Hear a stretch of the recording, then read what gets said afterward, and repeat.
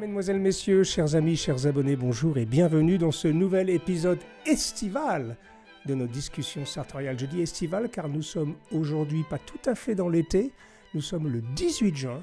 Nous enregistrons ce jour chez nous en Bourgogne et dehors il fait, et oui mesdames, messieurs, 37 degrés. Alors qu'est-ce que j'ai fait pour pouvoir tenir le coup sous les projecteurs avec 37 degrés dehors? Eh bien, je suis allé à la base de l'art sartorial, c'est-à-dire les matières. Et donc, j'ai choisi de porter ici une chemise sur mesure de chez Davino à Naples, qui est en voile de coton. Alors, le voile de coton, c'est ce qu'il y a de plus fin en termes de tissu de chemise, donc c'est extrêmement fin. Et j'ai mis donc un costume en lin blanc, blanc cassé exactement, qui tire un peu vers le jaune d'ailleurs. Alors ça, c'est un très très vieux costume que j'ai fait faire à l'époque de l'ouverture de Husband. Nicolas Gabard. Husband, on les a connus, je crois qu'on était parmi les premiers à leur rendre visite. Et Nicolas Gabard m'avait conçu ce costume pour le Pitti Uomo de 2012. Donc ça fait exactement 14 ans. Donc vous voyez, la veste se porte encore très bien. Bon, évidemment, j'ai une grande garde-robe, donc je peux me permettre de changer assez fréquemment. Mais j'aime beaucoup donc, le travail d'Husband, qui depuis est devenu une maison qui a beaucoup de succès.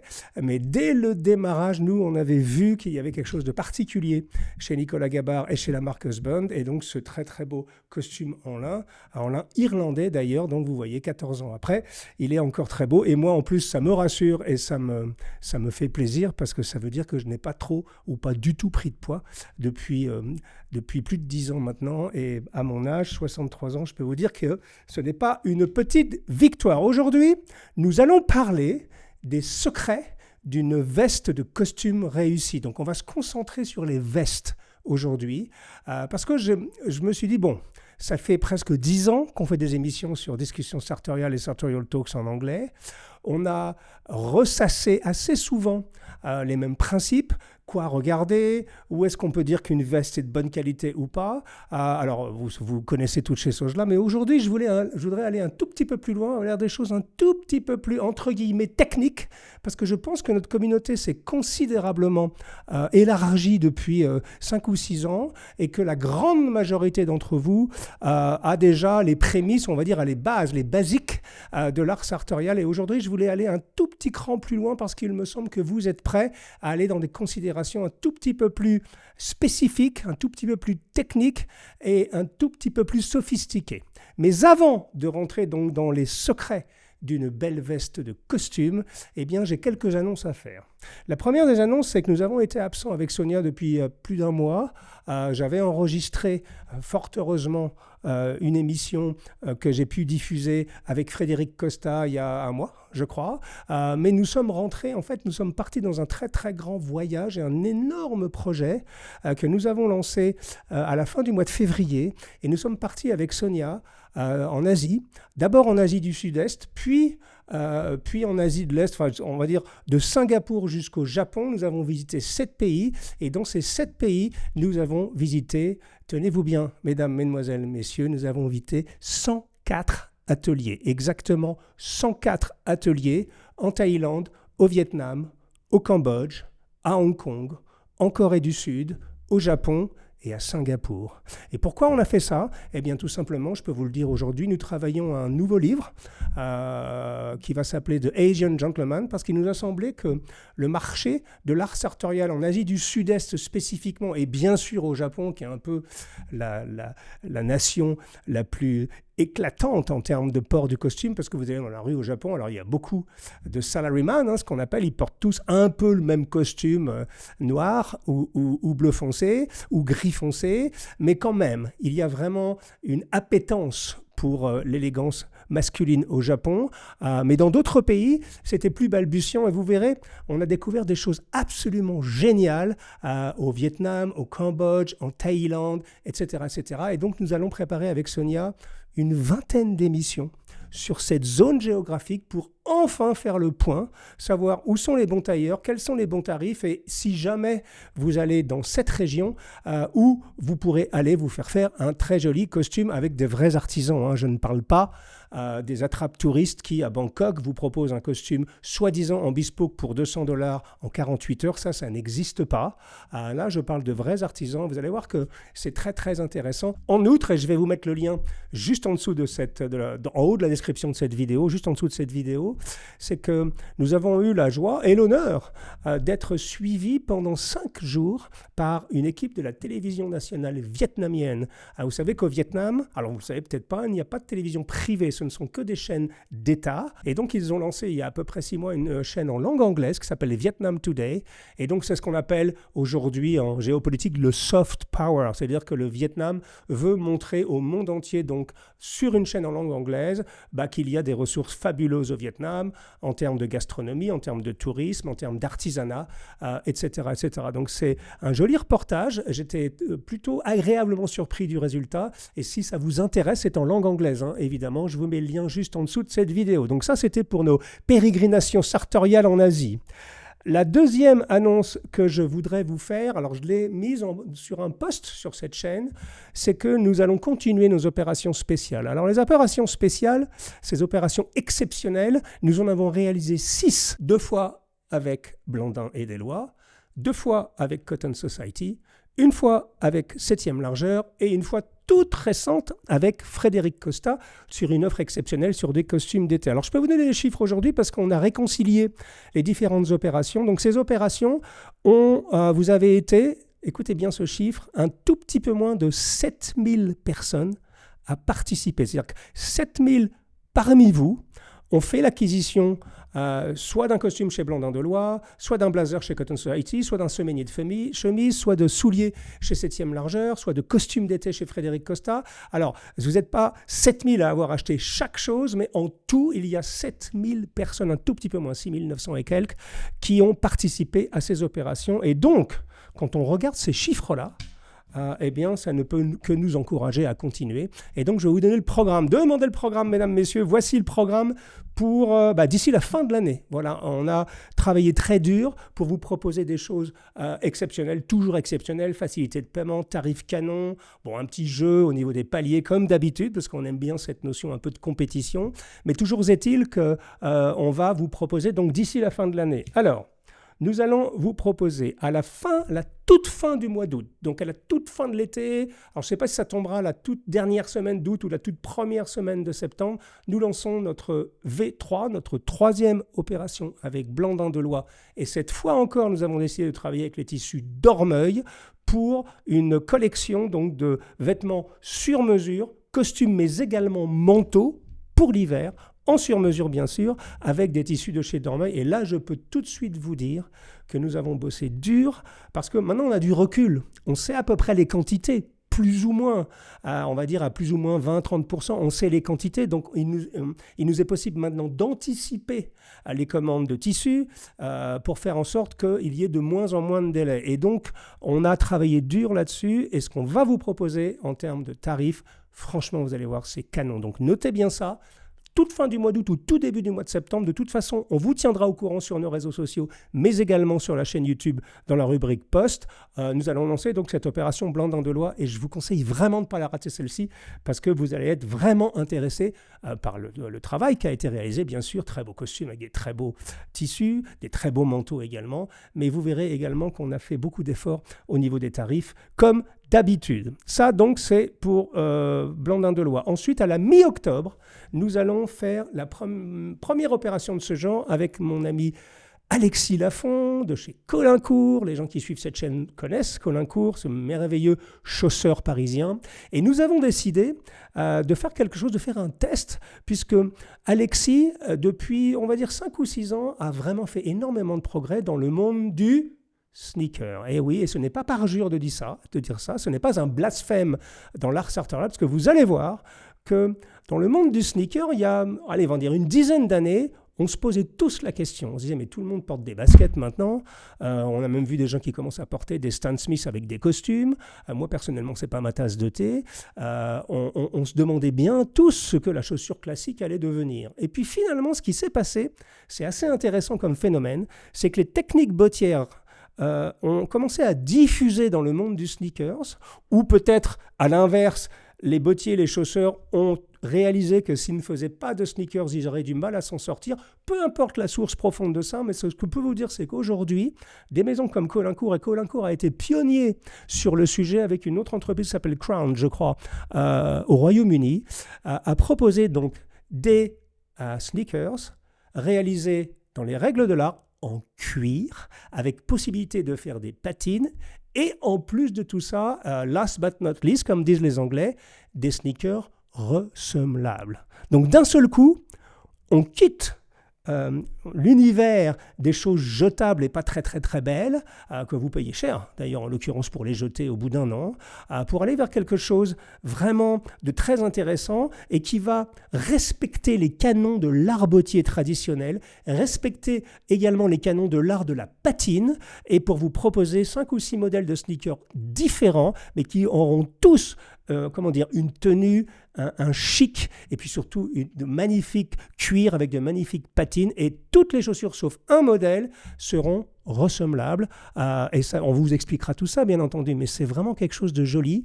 Et aujourd'hui, dans ce monde où on essaye de combattre la fast fashion, et on sait que la surconsommation de vêtements et d'ailleurs de sneakers en plastique ou en matière synthétique, c'est pas très très bon pour la planète. On pense que c'est un mouvement auquel vous devriez adhérer, donc des sneakers. Alors je les appelle les sneakers sartoriaux, certains me disent que c'est un oxymore, je ne suis pas d'accord.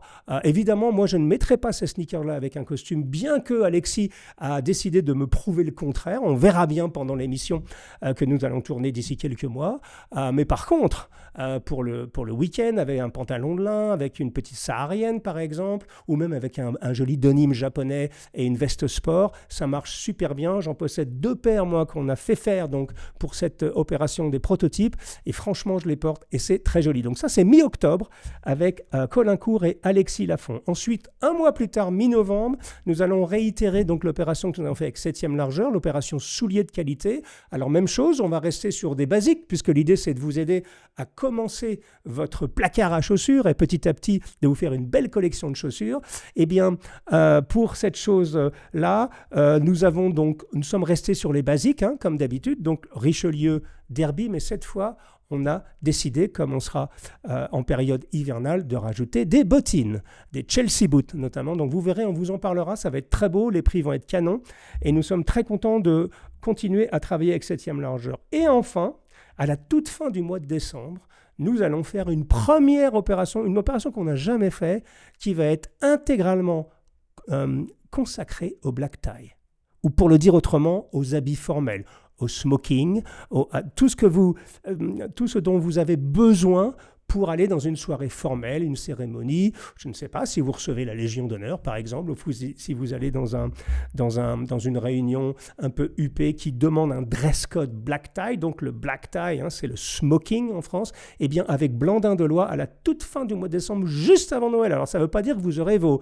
smokings pour Noël, mais ça veut dire que si vous voulez vous faire offrir par votre grand-mère, par votre mère, par votre père, un joli smoking pour une cérémonie très importante, ou de remise de diplôme, par exemple, que vous aurez l'année prochaine, eh bien, on a décidé de faire également un test et on va essayer d'aller le plus loin possible en vous proposant donc bien sûr les smokings avec les pantalons, mais tous les accessoires qui vont avec, parce que vous savez que le black tie et les soirées formelles et les habits formels en général, c'est extrêmement codifié. Donc ça va être passionnant. Donc je répète, fin août, costume et manteau d'hiver avec Blandin de Loie. Ensuite, octobre, sneakers sartoriaux avec Colincourt. Ensuite, mi-novembre, souliers de qualité avec 7e largeur. Et fin décembre, tout ce que vous avez besoin d'écrire en termes de black tie, donc smoking et habits formels, avec Blandin de Loie. La dernière annonce que je voulais vous faire avant de parler des mystères d'une veste réussie, ou regarder pour savoir si vous avez une veste qui a vraiment été bien réalisée ou pas, eh bien, c'est que mon livre d'abord est un gros succès, donc je vous en remercie. Beaucoup de gens l'ont acheté. L'élégance est un art de vivre aux éditions Intervalle. Et j'ai la joie de vous annoncer que, alors demain, c'est-à-dire le 19 juin, je ne sais pas quand cette émission sera diffusée, je pense assez rapidement, eh bien, le e-book, comme on dit, la version dématérialisée pour ceux d'entre vous qui lisent sur des liseuses ou qui n'ont pas envie d'acheter le livre physique, eh bien, il sera mis à votre disposition. Il sort donc le 19 juin pour un tarif de 14,99 €. Alors j'adore les 99, moi. Je suis toujours très très embêté avec ça parce que, vous savez, je vis une partie de l'année aux États-Unis avec Sonia et tout est 99 là-bas. En fait, il n'y a jamais un compte rond. C'est toujours 4,99 $, 5,99 $. Et en fait, vous vous rendez compte qu'aux États-Unis, ils rajoutent des taxes locales, ils rajoutent des taxes fédérales et en fait, c'est jamais le prix qui est marqué. Là, en l'occurrence, c'est bon, les 15 €, 14,99 €, c'est le prix donc de l'e-book que vous pouvez donc maintenant télécharger contre paiement évidemment et le mettre dans vos liseuses pour ceux d'entre vous qui préfèrent donc lire des livres et ce livre en particulier de façon non physique. Donc c'est 14,99 €, vous pouvez le trouver sur Amazon, je pense que vous allez le trouver à peu près partout, il est dans toutes les librairies. Alors évidemment dans les librairies vous n'aurez pas l'e-book, mais vous pouvez les commander sur la Fnac, sur Amazon, etc. Voilà, donc nous sommes très contents et j'espère que ça satisfera un certain nombre d'entre vous, parce que j'avais reçu pas mal de demandes sur le sujet. Est-ce que ce livre va être disponible en e-book? Eh bien, c'est fait. À partir de demain, donc en l'occurrence, quand cette émission sera diffusée, ce sera déjà sur le marché. On va essayer de vous mettre un lien directement, soit le lien d'Amazon, soit le lien de la Fnac. Je ne sais pas comment on va faire, mais vous aurez donc le lien direct, ou sans ça, vous allez sur Amazon et vous trouverez directement l'objet qui n'en est pas un, d'ailleurs.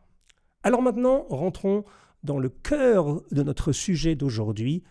Comment ou qu'est-ce qui fait ou comment tout de suite identifier une veste réussie, c'est-à-dire une veste qui vous va. Alors, évidemment, si vous suivez cette chaîne, si vous avez vu tous les épisodes qu'on a fait sur différents sujets autour de la veste, donc en gros, les fondamentaux, vous les maîtrisez déjà, ils sont simples, c'est presque du bon sens uniquement, mais vous allez voir que rien que ça, déjà, ça fait une différence. Donc, vous savez quoi? Vous savez, par exemple, que la première des règles, c'est de s'habiller à sa taille. Alors évidemment, ça va sans dire quand on est en sur-mesure, mais ça ne va pas toujours sans dire quand on est en prêt-à-porter. Moi, j'ai vu des gens qui portent des costumes et il y a une maladie. Alors, elle est en train de s'estomper un tout petit peu, mais les gens ont tendance à s'habiller trop grand. Voilà. Ils ont tendance à prendre des vestes qui sont trop grandes, dans lesquelles ils nagent, avec cette fausse croyance que le plus on a de la place, le plus c'est confortable. Alors qu'en termes de veste et de costume, c'est exactement l'inverse. Le plus une veste est faite à votre morphologie, donc près du corps, et on va parler de l'emmanchure tout à l'heure parce que c'est très important, le plus vous serez confortable. Donc c'est cette fausse croyance-là. Donc habillez-vous à votre taille, ça vous le savez déjà. Vous savez également que c'est bien de respecter les saisons, même si en ce moment on se rend compte que les saisons chaudes vont être de plus en plus fréquentes, qu'à cela ne tienne. C'est toujours très intéressant. Je vois la grande majorité des gens qui possèdent des costumes dans leur garde-robe, 2 ou 3 costumes, c'est à quasi 95% du temps des costumes soit d'hiver, soit des costumes dits toute saison, qui ne sont pas spécifiquement faits pour les périodes estivales ou on va dire pour le printemps. C'est vrai qu'aujourd'hui avec 38 degrés dehors, même si celle-ci c'est une veste extrêmement fraîche, c'est pas forcément ce que je vais choisir pour aller... D'ailleurs je vais rester à la maison, tout simplement quand il fait chaud comme ça. Mais pour le printemps et pour une partie de l'automne, c'est vrai que les matières estivales sont toujours très très très intéressantes et donc ça c'est le deuxième point. Essayez de respecter les saisons, essayez de porter du lin ou un mélange de laine, soit lin ou laine, soit cachemire même, des vestes sport, etc. L'industrie lanière a fait de gros progrès sur le sujet et les tisseurs en général. Et aujourd'hui, il est vraiment possible de trouver des choses qui, alors encore une fois, pas 40 degrés en termes de canicule, mais quand il fait 25 degrés dehors en été, vous pouvez totalement porter du lin parce que le lin est une matière magique, mais également donc des mélanges de laine avec d'autres choses. Mais ça, vous le savez déjà. Donc, habillez-vous à votre taille. Deuxièmement, respectez les saisons. Si vous voulez commencer par un costume d'été, alors l'opération avec Frédéric Costache s'est clôturée il y a 3 semaines, 15 jours, 3 semaines. On n'avait que 300 pièces pour vous dans la liasse de chez l'Europiana Summertime, qui porte bien son nom, l'a bien nommé. Et on n'avait que 300 pièces et ces 300 pièces ont été écoulées en 12 heures exactement. Donc, malheureusement, il n'y a plus d'opportunité si vous souhaitez faire un costume d'été, mais je ne peux que vous conseiller assez rapidement, surtout avec le changement de climat, on va avoir peut-être des canicules un petit peu plus fréquemment. Je pense qu'il faut vous équiper pour des vêtements plus légers. Alors ça, vous le savez. Et puis ensuite, je vous ai rebattu les oreilles avec le fameux collar gap. Hein, vous savez, cette fameuse chose quand on voit des vestes qui sont décollées du col. Donc ça, vous le savez. J'en vois encore beaucoup, mais je sais que j'ai créé une forme d'obsession chez beaucoup d'entre vous qui repèrent des collar gap à la pelle. Et oui, c'est une maladie, c'est la maladie de l'élégance. Les gens ne savent pas, notamment les politiques, il y en a énormément qui ont énormément d'espace entre l'arrière de leur col de veste et leur col de chemise, et ça, c'est vraiment totalement disgracieux. Et surtout, il suffit de le savoir pour ne pas avoir de collar gap, ce qu'on appelle, alors en français, on nous a proposé bec de col, allez, on va garder ce mot-là, bec de col. Mais ça, vous le savez déjà. Donc en gros, ce que j'essaye de... Alors vous savez également la longueur des manches. Par exemple, ça, tout le monde, si vous suivez cette scène, vous le maîtrisez. Hein, une veste de costume doit laisser passer, comme je vous le montre ici, un tout petit peu les manches de la chemise. Et la veste de costume doit être au maximum sur votre poignet et en aucun cas manger vos mains. J'ai vu tellement de gens qui portent des costumes trop grands, et notamment avec les manches trop longues. Alors ça, c'est vraiment pas beau, quoi. Et c'est tellement facile à résoudre que... Mais enfin, ça, vous le savez déjà. Ce que vous savez déjà également, c'est la même chose, c'est la longueur du pantalon. Vous savez à peu près si vous... Alors là, il y a différentes écoles, des gens qui préfèrent un peu plus court, des gens qui veulent que ça casse légèrement sur l'arrière et pas sur l'avant. Enfin bon, bref, mais ça aussi, vous le savez. En fait, ce que j'essaye de vous dire là, c'est que tout ça, c'est très bien, mais aujourd'hui, je voudrais vous amener au niveau supérieur et parler de choses un tout petit peu plus techniques, mais assez faciles à comprendre, qui vont vous permettre de repérer tout de suite, alors déjà sur votre propre garde-robe, et je ne vais pas en choquer certains, mais je vous préviens, si je vous raconte les 5-6 mystères les plus emblématiques d'une veste de qualité, je sais que bon nombre d'entre vous vont se précipiter dans leur garde-robe, se regarder dans la glace et se dire « nom d'une pipe, d'après ce que Jacomet vient de dire, ma veste n'est pas de grande qualité ». Mais ce n'est pas grave, tout ça est une courbe d'apprentissage et il y a toujours des progrès à faire. Donc en gros, la magie d'une veste, d'une très belle veste, ce n'est pas le tissu, même si le tissu est important, parce que c'est un peu la personnalité en termes de couleur et de motifs, mais quand même, j'ai pour coutume de dire que le plus beau tissu du monde, je ne sais pas moi, Super 320 de chez Kiton par exemple, ou Carlo Barbera, ce sont des tissus extrêmement chers, ou même un tissu en Vigogne, qui alors là sont complètement hors de portée du vulgum pecus, incluant ma personne, voilà, sur des matières très très belles comme ça, les plus beaux tissus du monde. Si le costume est mal coupé, eh ben, ce sera une catastrophe. Vous comprenez? Donc, ça veut dire que le tissu, c'est très important, mais ça ne fait pas une belle veste. C'est à contrario, un tissu un tout petit peu plus modeste, ou en tout cas moins marketé, moins onéreux, pourra s'avérer extrêmement efficace, simplement par la coupe de la veste. Vous comprenez? Donc, le tissu ne fait pas tout. C'est important, mais ça ne fait pas tout.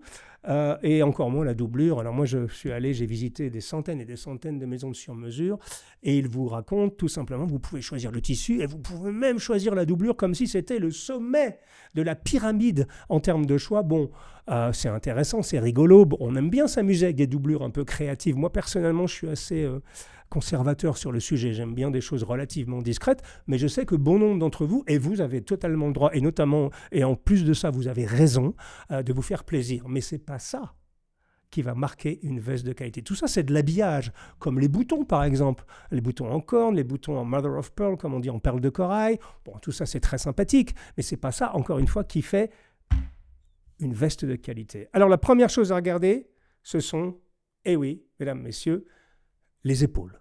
L'épaule d'une veste, c'est un centre névralgique pour la qualité d'une veste. Alors, je vous conseille d'aller regarder, on a fait de nombreuses émissions sur le sujet, notamment, je me souviens, dans cette pièce, on a fait des émissions avec des mannequins, pas des mannequins humains, hein, des stockmans, ce qu'on appelle, c'est-à-dire des mannequins de présentation, où j'expliquais les différentes épaules, etc. Donc, je vais vous remettre les liens également, mais en gros, ce qu'il y a à retenir, c'est qu'une épaule, la ligne d'une épaule doit être clean, une ligne d'épaule qui fait, j'en vois beaucoup, hein, qui fait beaucoup de vagues comme ça, c'est pas joli, c'est que la veste ne vous va pas, tout simplement. Et après, en termes de type d'épaule, eh bien, il y a 2-3 notions à maîtriser en fonction de votre morphologie. On va dire, allez, on va pas rentrer trop dans le détail, mais il y a 3 grands types d'épaules sur une veste. L'épaule dite structurée, donc avec beaucoup de rembourrage, qui donne, vraiment un charisme un peu particulier. Chiffonelli, hein, c'est le meilleur exemple à Paris. Eux, ils sont très célèbres. D'ailleurs, c'est devenue l'épaule Cifonelli. Donc c'est une épaule très structurée avec du padding légèrement tournante. Donc là, c'est vraiment très charismatique. C'est vrai que si vous êtes très fort, très corpulent, je n'irai pas sur ce type d'épaule parce que ça va encore ajouter du volume à une image qui est déjà assez généreuse, c'est le moins qu'on puisse en dire. Donc pour ça, j'irai plutôt, en ce qui vous concerne, vers une épaule tombante, parce que c'est le deuxième type d'épaule. Donc vous avez les épaules structurées, au milieu vous avez les épaules un peu neutres, comme ce que je porte aujourd'hui, et enfin vous avez l'épaule dite tombante. Donc, soit l'épaule elle monte, soit elle est droite, soit elle tombe généralement. Quand on dit tombante, c'est qu'on va vous montrer des images, mais l'épaule napolitaine, donc elle est rentrée dans le corps de la veste comme une chemise. En fait, on appelle sous camicia, comme une chemise, littéralement. Voilà. Donc, si vous êtes fort, allez plutôt vers des épaules tombantes ou des épaules neutres. Si à l'inverse, vous êtes plutôt mince, voire maigre, je pense que les épaules structurées vous iront bien. Mais la chose à regarder tout de suite, c'est la ligne de l'épaule. Il faut qu'elle soit nette. Alors, j'espère que la mienne, elle l'est. Elle doit l'être à peu près. C'est une veste qui a tellement d'âge et j'étais tellement content de la retrouver parce qu'on a fait un peu de rangement dans notre garde-robe qui est assez généreuse, c'est le moins qu'on puisse en dire. Et donc, ouais, mais c'est une très belle veste et surtout, j'étais très content, 14 ans après, de pouvoir encore rentrer dedans. Donc, faites bien attention aux épaules, c'est très important et surtout en prêt-à-porter. Si vous voyez une ligne d'épaule qui commence à faire des vagues comme ça ou que l'épaule, il faut qu'elle soit vraiment sur l'extrémité de votre épaule. Si elle va trop loin ou si elle ne va pas assez loin, eh bien ça fait une veste ratée. C'est très important. Vous comprenez, il y a une seule position pour faire un montage de manches, une seule position parfaite par rapport à vos épaules. Ensuite, le deuxième mystère, le deuxième secret d'une veste de qualité se situe au niveau des revers. Alors là, même chose, je ne vais pas rentrer dans tous les détails, mais en l'occurrence, j'ai été très célèbre, moi, il y a encore quelques années, parce que j'étais assez adepte des revers pour le moins généreux, voire surdimensionné. Je me suis un peu calmé. Vous savez que l'âge, on se calme un tout petit peu. J'ai voulu explorer jusqu'où on pouvait aller. Et là, je reviens à des choses beaucoup plus raisonnables. Le revers que je porte devant vous aujourd'hui, voilà, c'est un bon exemple. Pour moi, c'est le revers minimum. C'est un revers à 8 cm. Vous voyez ? Donc, je pense qu'un revers sur une veste de qualité qui respecte les canons sartoriaux et tout le corps de connaissances que moi-même et quelques collègues dans le monde entier, on a commencé à compiler depuis une quinzaine d'années à peu près, je pense que si vous avez des revers entre 8 cm pour les plus petits et 11 cm pour les plus grands, je pense qu'on est à peu près dans cette fourchette-là. Mais même chose, ça dépend de votre morphologie. Pour les gens qui ont une morphologie assez normale comme moi, eh bien, je peux à peu près tout me permettre. Mais évidemment, moi, je n'irai jamais en dessous de 8, 8,5 pour des revers. Évidemment, un petit peu plus pour des revers en pointe. Mais en revanche, si vous êtes, encore une fois, très volumineux, je pense qu'il faut être assez modeste au niveau de revers. Alors, je ne parle pas des tout petits revers rikiki, complètement nazes, qu'on voit partout, même à la télévision, qui vraiment, comment dire, ne sont pas très flatteurs pour la silhouette. Mais si vous êtes très fort et très corpulent, notamment au niveau de la poitrine, ce n'est pas la peine d'en rajouter avec un énorme revers. Faites quelque chose de mesuré comme moi, 8 cm, peut-être 9 cm, et ça fonctionnera très très bien. À l'inverse, si vous êtes très maigre et si vous êtes très mince, là, ça vaut le coup de pousser un tout petit peu le revers. Alors même chose, je ne vous dis pas de faire un revers de 11 cm tout de suite, mais 8,5, 9 cm, ça va tout de suite donner un tout petit peu de structure à votre poitrine, et c'est très très très important. En termes d'équilibre global, un vêtement, donc c'est fait bien sûr pour vous habiller, pour vous protéger soit du froid, un petit peu moins du chaud en l'occurrence, mais c'est fait aussi, je pense, mais c'est un peu la philosophie qu'on développe aussi, pour montrer qui vous êtes et pour vous exprimer à travers vos vêtements. Et c'est vrai qu'une bonne taille de revers en fonction de votre morphologie, c'est extrêmement important. Troisième secret, alors ça c'est un secret tout simple, je pense que j'en ai dû en parler une ou deux fois sur cette chaîne, mais c'est quelque chose, je vois encore énormément d'erreurs, alors que c'est peut-être la chose la plus facile à résoudre. C'est le placement du bouton de votre veste. C'est-à-dire quand je dis le bouton, parce qu'il se trouve que moi je porte beaucoup des vestes à un seul bouton, mais si vous avez des vestes plus standards à 2 boutons, on attache généralement que ce vidéo sur les vestes droites, eh bien j'ai vu des choses incroyables. J'ai vu des vestes sublimes, avec des épaules merveilleuses, avec des revers sublimes, mais qui ont été gâchées simplement par un positionnement du bouton trop haut ou trop bas. Vous voyez, il n'y a qu'un seul endroit idéal sur votre corps pour mettre le bouton, donc le bouton actif, hein, celui avec lequel vous allez fermer votre veste. Et il n'y a rien de pire qu'avoir le bouton trop haut, vous avez l'impression que vous marchez avec des béquilles, ou que vous ayez un bouton qui se ferme donc trop bas, auquel cas, c'est pas flatteur tout simplement pour la silhouette. Je vous donne un petit truc. On en a parlé, je crois, 2 ou 3 fois sur cette chaîne.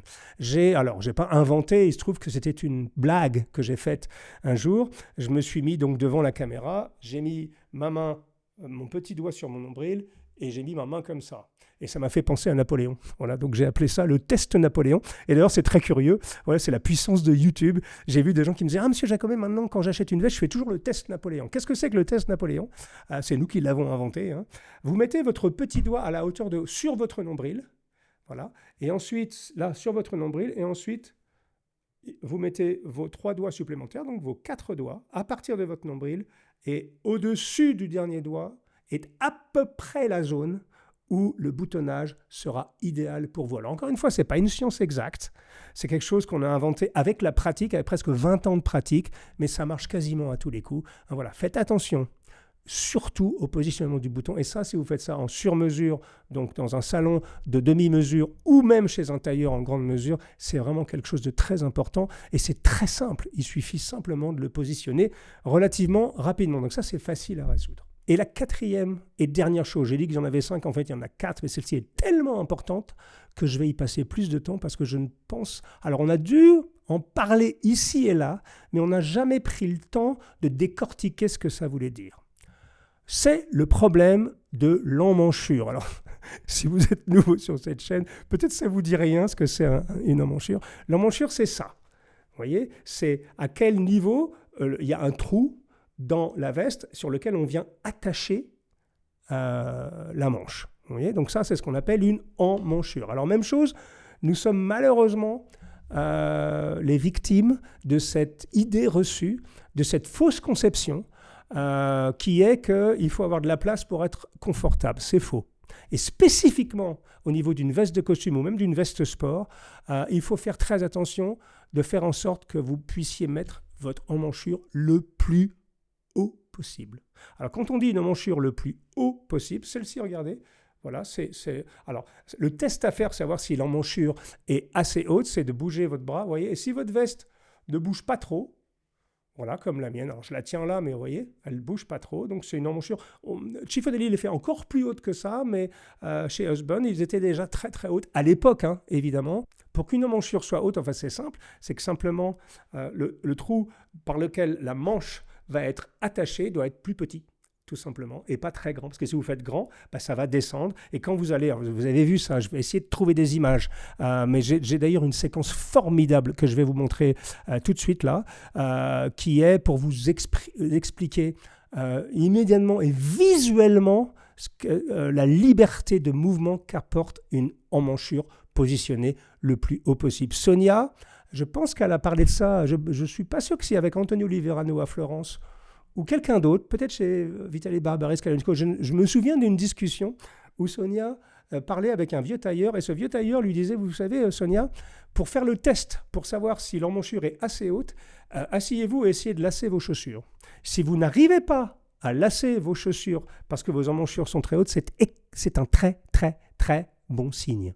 Ça veut dire que l'emmanchure est le plus haut possible. Et quand vous serez donc dans la vie, eh bien vous aurez une liberté de mouvement absolue. Et surtout, quand vous leverez les bras, comme les hommes politiques, comme moi je suis souvent aux États-Unis, je vois les pasteurs qui prêchent, alors ils lèvent les bras sans arrêt, et ils ont constamment la veste qui fait ça, qui bouge avec eux. Et ça, c'est vraiment disgracieux. Alors, au-delà de l'aspect...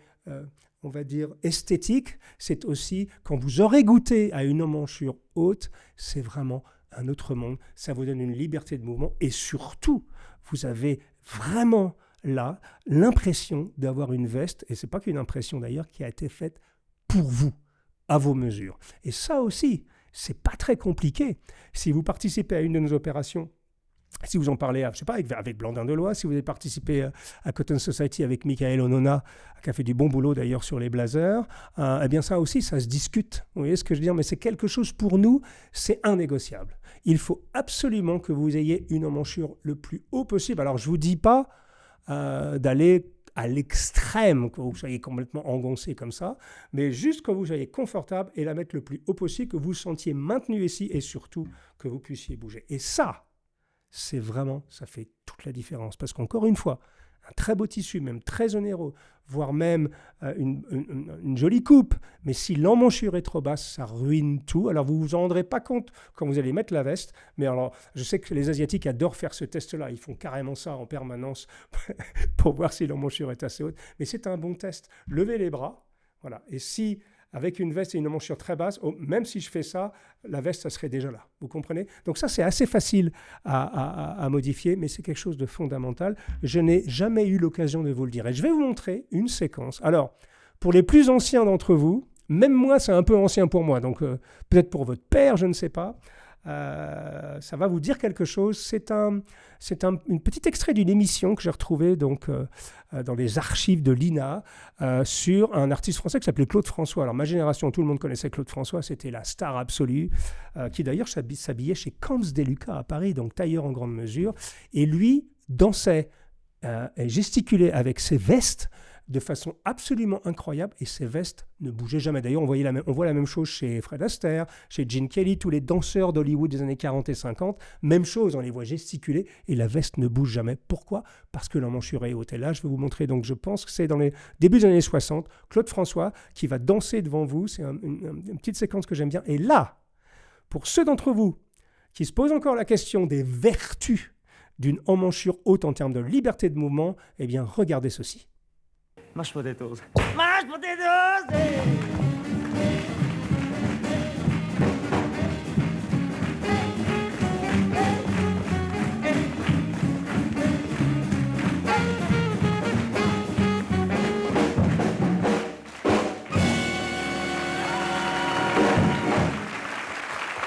Donc voilà, je n'ai pas besoin d'en rajouter, vous avez vu, les mouvements, c'est un danseur extraordinaire évidemment, mais les mouvements de mouliner même avec les bras, etc., avec une emmanchure vraiment faite pour lui, sur mesure, assez haute, très haute en ce qui le concerne, eh bien, vous avez l'assurance que votre veste ne bougera pas. Donc voilà ce que je voulais vous dire, on ira un peu plus loin encore lors d'une prochaine émission, donc les épaules. Essayez toujours de comprendre quelle épaule vous ira mieux. Et vous allez voir que, évidemment, la ligne d'épaule doit être nette. Ça, c'est la première chose. Mais la deuxième chose, c'est que essayez de choisir. Alors, moi, personnellement, je porte beaucoup d'épaules Chiffon-Daly très structurées, des épaules neutres comme ça, un petit peu moins. Et j'ai, surtout pour mes vestes sport, j'aime bien les épaules napolitaines un tout petit peu tombantes. Si vous avez une morphologie entre guillemets normale, eh bien, vous pouvez choisir en fonction des occasions de la vie. En revanche, si vous avez des morphologies soit très généreuses, soit moins généreuses, ou en l'occurrence plutôt mince, eh bien, il faut faire attention de choisir l'épaule qui vous ira le mieux en termes de... En fait, tout ça, c'est qu'il y a une histoire de proportion, en fait. Je pense que, d'ailleurs, la proportion, c'est un mot magique qu'on a tendance à oublier. C'est-à-dire qu'on vit dans un monde où tout est disproportionné. Les réactions des gens sont disproportionnées, les commentaires sont disproportionnés, les insultes sur les réseaux sociaux sont disproportionnées. C'est marrant, je viens juste d'y penser. C'est vrai que la notion de proportion, la proportion crée l'harmonie. Et c'est bon pour tous les secteurs de la vie. Alors évidemment, pour nous, passionnés d'art sartorial sur les vêtements en général, c'est vrai que la proportion, c'est vraiment fondamental, puisque c'est presque mathématique. Vous voyez ce que je veux dire? Mais je pense que cette notion de respecter les proportions, c'est quelque chose qu'on a un peu oublié dans le monde d'aujourd'hui, où tout est un peu outré. Voilà, donc au moins, essayez de travailler sur les bonnes proportions, ne serait-ce que dans votre garde-robe. La deuxième chose, c'est les revers, donc même chose. Je pense qu'entre 8 cm et 11 cm, vous êtes dans la bonne jauge. En dessous de 8 cm, ça devient vraiment difficile. Et même chose, en fonction de votre morphologie, vous pouvez aller vers des revers plus fins ou des revers plus larges en fonction de votre morphologie. Si vous êtes vraiment fort, ce n'est pas la peine d'en rajouter avec des revers très larges. À l'inverse, si vous êtes très mince, eh bien, c'est bien de donner un peu de stature, tout simplement, à votre poitrine avec des revers un peu plus généreux. Troisièmement, et ça c'est facile, la position du bouton qui se ferme. Alors là, c'est vraiment pour les gens qui achètent en prêt-à-porter, il faut vraiment vérifier. Le test Napoléon, alors, c'est un test au doigt mouillé, hein, comme on dit, c'est sans mauvais jeu de mots. C'est un test, ce n'est pas une science exacte, mais ça vous donne la zone à peu près. Vous pouvez être un petit peu au-dessus ou un petit peu en dessous, mais ça fonctionne très bien. Et quatrièmement, et je souhaite vraiment que vous reteniez ça de cette émission d'aujourd'hui, l'emmanchure. C'est fondamental, c'est-à-dire le moment où la veste et la manche sont attachées ensemble, donc là, il y a un trou, forcément, et il faut que ce trou soit le plus haut possible, et donc la tête de manche la plus petite possible pour faire en sorte que vous soyez à l'aise. Alors, je ne dis pas que vous allez tous devenir des danseurs comme Claude François instantanément, parce que vous allez mettre des vestes qui vous vont bien au niveau de l'emmanchure, mais je vous conseille vraiment, s'il vous plaît, pensez à ça la prochaine fois que vous allez faire un costume sur mesure. Alors, prêt-à-porter, évidemment, c'est un peu plus compliqué parce que par définition, ça ne peut pas se modifier, bien que avec un bon retoucheur, ça pourrait. Mais bon, c'est vraiment compliqué. Et aujourd'hui, sincèrement, et notamment avec nos opérations spéciales, on va dire que les costumes sur mesure deviennent de plus en plus abordables. Et j'ai vu, moi, du prêt-à-porter vraiment pas beau être plus cher qu'une belle mesure chez Blandin de Loire, par exemple. Donc aujourd'hui, c'est plus trop un problème. Donc vraiment, mettez-vous ça en tête. L'emmanchure la plus haute possible, et quand vous aurez goûté à ça, vous ne pourrez plus vous en passer. Voilà ce que je voulais vous dire pour aujourd'hui. J'essaye de tenir le coup sous les projecteurs. Ça va, grâce au lin et au voile de coton, je suis encore en forme. Mais il est temps de vous quitter. Donc, on vous donne rendez-vous pour un prochain épisode des Discussions Sartoriales. N'oubliez pas les opérations spéciales. On va tout vous remettre dans la description, les dates, les opérations, les différents liens, etc. pour que vous puissiez donc, si vous le souhaitez bien sûr, continuer l'aventure avec nous dans la création de votre garde-robe de gentleman. Voilà ce que je voulais vous dire aujourd'hui. Prenez soin de vous, faites attention à la chaleur, hydratez-vous beaucoup et prenez soin de vos proches. À très bientôt les amis. Au revoir.